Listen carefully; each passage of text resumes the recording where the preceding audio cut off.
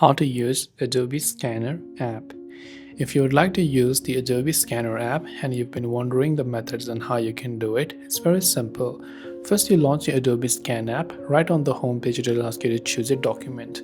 So you can take a picture of a document that you'd like to scan, or you can choose an image from your photos. So you can tap this little photos icon from the bottom left to, of course, go ahead and then select any images of your choice in this case. So let me just go and select a random document here and hit the arrow button. It will scan if it has got any sort of text within that image, and once done it will ask you to keep scanning. You can edit the text within that, you can apply some filters, you can adjust the brightness or anything, and you can save it as a PDF if that's what you want, right?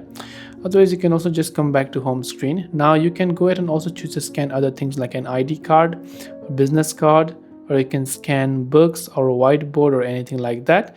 And some of this will actually require you to have a premium plan, unfortunately, so you can go ahead and then basically view your scans in that case.